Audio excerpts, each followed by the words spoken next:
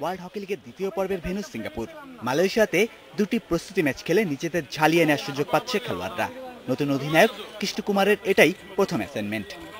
প্রত্যাশা থাকবে যে আমাদের অবশ্যই ভালো করার, কারণ আমরা অনেক হার্ড ট্রেনিং করেছি এবং অনেক ভালো মতো মনোযোগ দিয়ে ট্রেনিং করেছি, আর কোচও আমাদের ভালো, সেহেতু আমাদের প্রত্যাশা থাকবে যে আমরা এবার ভালো কিছু করব। ওয়ার্ল্ড হকি লিগে বাংলাদেশের প্রতিপক্ষ জাপান, মেক্সিকো ও পোল্যান্ড। শক্তির বিচারে অনেকটাই এগিয়ে জাপান ও পোল্যান্ড। আমাদের মেন টার্গেট হচ্ছে জাপানের সাথে একটা রেজাল্ট বের করা, আর মেক্সিকোর সাথে অবশ্যই আমরা জিতার টার্গেট নিয়ে নামবো। মেন টার্গেট হলো আমাদের কোয়ালিফাই করা থার্ড রাউন্ড। সেরাটা খেলার প্রতিশ্রুতি দিলেন খেলোয়াড়রা।